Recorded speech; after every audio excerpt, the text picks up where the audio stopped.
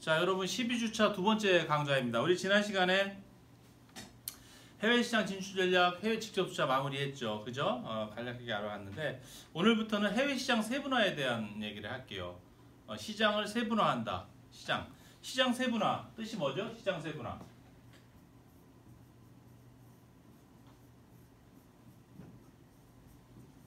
시장 세분화, 마켓 세그멘테이션, 그죠? 마켓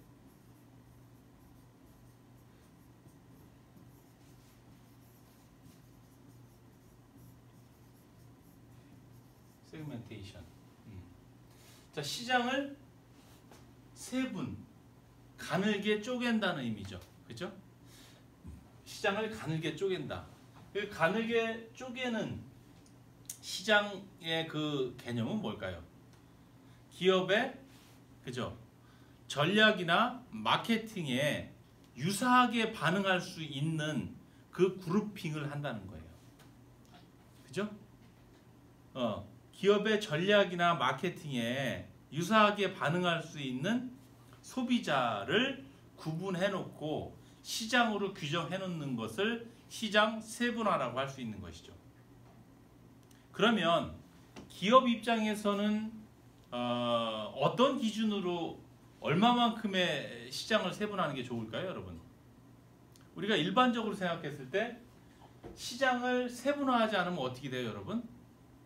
타겟 고객이 없어지는 거예요. 그러니까 우리 제품이 무엇이 됐든 전체 국민을 그 시장 내에 있는 전체 소비자를 대상으로 이렇게 마케팅을 하거나 전략을 구사하거나 이렇게 해야 되는 거죠. 그럼 어떨까요, 여러분? 선택과 집중이 떨어질 거 아니에요. 같은 자본을 예산을 투입해도 그죠? 효과가 적잖아요. 그러니까 시장을 세분 시장을 정해놓으면 어떻게 돼요, 여러분? 타겟 마켓, 타겟 커스터머를 선정하고 거기에 소구할 수 있는 전략과 마케팅을 수립해서 집중을 할 수 있게 되죠. 그러면 기업 입장에서 시장을 세분화하면 할수록 어떤 거에 가까워지는 거예요, 여러분? 고객의 니즈에 더 부합할 수 있는 가능성이 높아져요, 낮아져요? 시장을 잘게 쪼개면 쪼갤수록. 안 쪼개면 어떻게 해요? 그냥 시장을 세분화하지 않고 전체 시장을 대상으로 이렇게 전략이나 마케팅을 수립하면은 고객 니즈에 부합할 확률이 높아져요, 낮아져요? 어떤 특정 대상이 없기 때문에 고객 니즈에 부합할 확률이 적어지는 거예요. 잘게 짜면 짧을수록 어떻게 해요, 여러분? 요 그룹, 더 작은 그룹은 이 사람들의 니즈는 무엇이구나를 더 파악할 수 있게 되는 거죠. 그럼 다시 말해서 시장을 세분화를 하면 할수록, 더 잘게 세분화를 하면 할수록 고객 만족에 부합할 수 있는 가능성이 높아지는 거고, 그렇지 않으면 어떻게 돼요?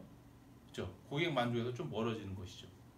대신 시장을 세분화한다는 것은 그만큼 각기 다른 그죠? 시장과 고객의 니즈에 부합할 수 있게 제품을 개발하고 그 다음에 기업 활동을 해야 되는 거기 때문에 비용이 많이 들어가겠죠. 단일화된 전략이 필요한 게 아니라 그 세분 시장별로의 어떤 전략이 필요하고 마케팅 활동이 필요하고 그렇게 되는 거죠.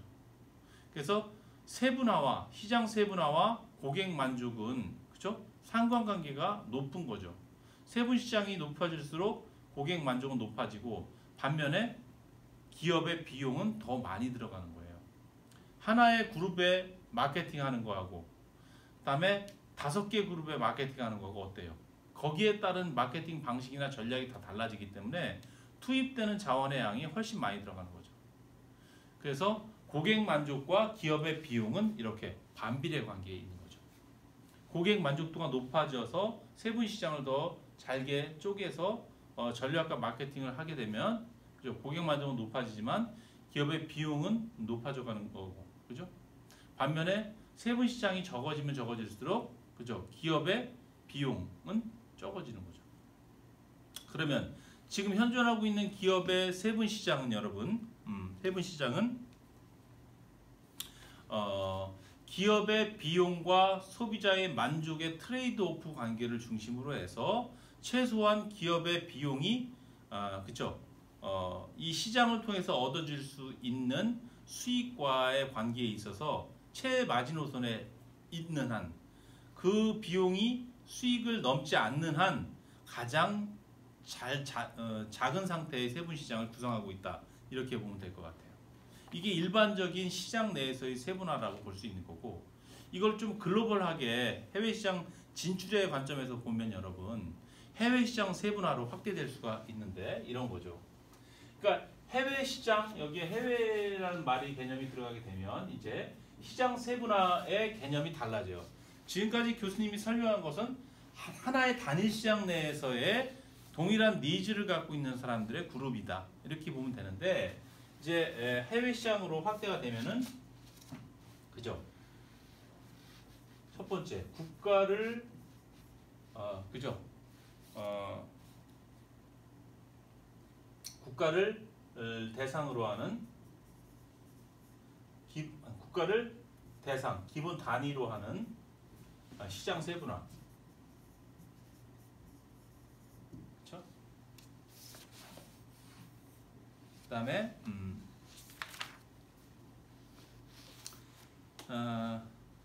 그다음에 국내 시장 세분화. 국내 시장 세분화가 지금 얘기한 거죠. 한 국가 시장 내에서 동일하게 반응할 수 있는 집단으로 세분화하는 것. 국가를 단위로 하는 시장 세분화는 그냥 해외 시장으로 우리 경영의 범주를 확대했을 때 그냥 국가가 하나가 그냥 세분 시장인 거예요. 우리의 미국 시장, 우리 베트남 시장, 중국 시장, 뭐 이렇게 구분하는 거예요. 그게 국가를 대상으로 한 시장 세분화예요. 굉장히 범주가 큰 거죠. 브로드한 거죠. 그 다음에 세 번째는 초국적 시장 세분화.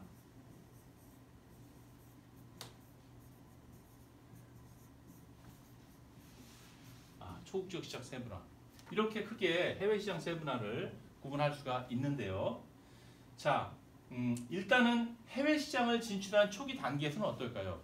그 국가 안에서의 문제까지 고려하기가 어렵죠. 일단은 우리가 진출 가능성이 있는 국가, 진출해야만 하는 국가, 우리의 전략상으로 반드시 해야 되는 국가, 이렇게만 우선은 구분을 하는 세분화를 할 거예요. 그래서 그 기준으로 뭐 지리적 기준을 세우기도 하고, 경제적 변수를 세우기도 하고, 뭐 제품의 라이프 사이클로 세우기도 하고 그러는 거죠. 그렇죠? 뭐 문화적 유사성을 갖기도 하고. 그러니까 해당 국가를 진출함에 있어서 그 국가가 어디로 가야지 성공 가능성이 높고 가야만 하는지, 전략적으로 필요한 시장인지를 갖고 그냥 세분 시장을 나누는 거예요. 우리는 제품이 일정 수준의 구매력이 있어야지만이 소비자들이 구매할 수 있는 제품이기 때문에 해외 시장을 진출함에 있어서 소득이 뭐 1인당 GDP가 3,000불 이상인 국가로 가야 된다, 이런 경제적 변수에 의해서 하기도 하고, 그죠? 또 우리는 저는 경제적 구매력보다는 일단은 저가의 소비재이기 때문에 기본적으로 그 나라의 1인당 GDP 수준보다는 그 나라의 인구수가 중요하다라고 할 수도 있는 거예요. 어쨌든 특정 기준에 의해서 국가를 단위로 해서 시장을 세분화하는 게 국가 단위 시장 세분화라고 할 수 있고, 일반적으로 기업이 해외 시장을 진출함에 있어서 초보적인 단계에서 해외 시장 세분화를 할 때 그냥 다른 거 고려하지 않고 그냥 우리가 진출할 국가를 선정하고 그냥 우리가 왜 진출했는지, 우리에게 전략적 목적성이 부합하고 판매 가능성이 높기 때문에 선택하게 되고 그 나라를 그냥 하나의 세분 시장으로 놓고 보는 개념. 우리의 베트남 시장, 중국 시장, 미국 시장, 프랑스 시장, 이렇게. 그렇죠? 그 다음에 국내 시장 세분화라는 것은 해당 국가 내 시장의 세분화예요. 그 시장 내에서 아까 교수님이 처음에 시장 세분화의 개념을 설명한 것처럼 우리의 전략과 마케팅에 동일하게 반응할 수 있는 집단을 잘게 쪼개서 묶어 놓는 거예요. 그 단위는 어떻게 된다? 어떻게 세분화한다? 세분 시장을 규정함에 있어서 기업의 비용과 소비자의 만족과의 트레이드 오프 관계에 있어서 비용이 이 세분 시장에서 얻어질 수 있는 수익을 초과하지 않는 범위 내에서 가장 잘게 쪼개 놓은 시장이 국가 내 시장 세분화다, 이렇게 볼 수 있는 것이죠. 자, 초국적 시장 세분화는 뭐냐면 여러분, 초국적 시장 세분화는 이런 거예요. 예를 들어서 뭐 A 국가 시장, 그죠? 해외 시장, B 국가 시장, 우리 B 국가 시장, C 국가 시장, 뭐 이렇게 되면은 우리의 A 국가, B 국가, C 국가 시장 세분하면 국가를 기본 단위로 하는 시장 세분화로 그냥 되는 거고, 이게 좀 더 진화해서 요 진출한 국가 내에서 또 그 내부 안에서의 국내 시장 세분화가 이루어지는 단계가 된다면, 돼서 명확하게 우리 제품과 서비스에 반응할 수 있는 타겟 커스터머, 타겟 고객층과 타겟 시장 세분화가 명확히 이루어질 수 있다면 어떻게 되냐면, 우리는 A 국가 시장 내에서 요 계층, 그죠? 20, 30대 누구 여성이다. 우리 의류업체이기 때문에 요 계층이 세분 시장이고, B 국가에서도 마찬가지고, C 국가에서도 마찬가지고. 그러면은 우리 기업의 해외 시장에서 해외 시장 세분 시장은 어디예요, 여러분? A, B, C 국가라는 개념보다는 국가의 경계를 초월해서, 그렇죠? 우리 제품의 구매의 가능성이 높은, 그렇죠? 명확하게 구분될 수 있는 그 변수에 의해서 식별된 그 고객들이 우리의 세분 시장이 되는 거죠.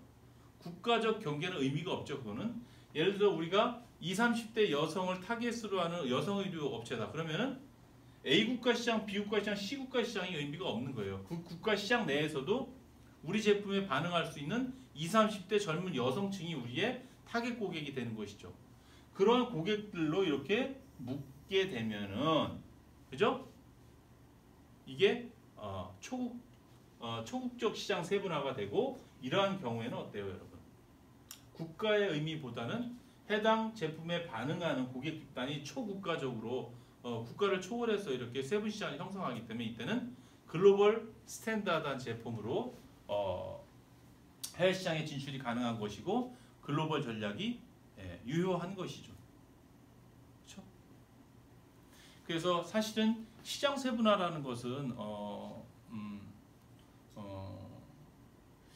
세분 시장 간에는 어때요, 여러분? 굉장히 이질적이어야 돼요. 다른 세분 시장으로 구분되어 있다면 세분 시장끼리는 이질성이 있어야 되고, 세분 시장 내에는 동질성이 있어야 되는 거예요. 소비자들이 세분 시장 내 소비자는 동질한 집단이고, 각각의 다른 세분 시장으로 구별된 그 세분 시장 간에는 어때요, 여러분? 이질성이 강한 것이죠. 그래서 시장을 잘게 쪼개면 쪼갤수록 어때요? 고객 만족에 더 부합하는 거예요. 고객의 다양성에 다 부합할 수 있게 반응하겠다는 거예요. 세분 시장을 쪼개지 않으면 어떻게 돼요, 여러분? 어느 고객의 니즈에도 반응하는 게 아니라 그냥 우리가 제공하는 가치에 그냥 노출을 시키는 거죠, 소비자들을. 그러면 세분 시장을 잘게 쪼개서 고객 니즈에 가장 만족하는 형태로 진화가 되면 어떻게 될까요, 여러분? 세분 시장을 가장 쪼갠 상태는 개인이 되는 거예요, 여러분. 개인에게 원투원 마케팅, 개인에게 맞춰진, 그죠? 개인화된 서비스를 하게 되면 그게 가장 최고의 서비스, 최고의 제품이 되는 거죠. 그죠? 그 사람만을 위한 맞춤 정장, 맞춤 구두 이런 건 어때요? 최고의 그 니즈를 반영하는 거잖아요. 그렇죠? 그래서 그리고 만약에 세분 시장이 없으면 그냥 어때요, 여러분? 그냥 매스 마케팅 하는 거예요. 매스 마케팅. 그렇죠? 그래서 지금 현존하는 기업의 제품과 세분 시장은 그 기업의 업종, 그다음에 제품의 특성에 기준해서 기업의 비용과 고객의 만족의 트레이드오프 관계를 놓고서 그 세분 시장이 설정되어 있다라고 보면 되고, 우리가 배우는 해외 시장 같은 경우에는, 그렇죠? 국가를 단위로 하는 세분 시장이 존재할 수 있고, 또 국가 내에서의 세분 시장이 또 존재할 수 있고, 또 그러한 두 개가 합쳐져서 국가를 초월해서 글로벌 전략을 수립할 수 있는 그런 세분 시장으로서, 또 마케팅 전략을 수행할 수 있는, 국제 마케팅을 시행할 수 있는 그런 세분 시장으로서 그룹핑이 될 수 있더라, 이렇게 보시면 되겠어요. 그리고 국가를 처음으로 세분 시장으로 구분하는 기준은 내 업종과 제품에 맞춰서 경제적 변수로 국가를 구분하기도 하고, 또는 다른 사회 문화적 변수, 또는 제품 수명 주기상 발달 단계에 의해서도 구분을 하기도 하는데, 자기 기업에게 전략적으로 의미 있는 시장을 구별하는 그 잣대는 좀 다르겠죠. 그래요. 오늘 여기까지 해서 시장 세분화에 대한 내용 강의를 마무리하도록 하겠습니다. 수고했습니다.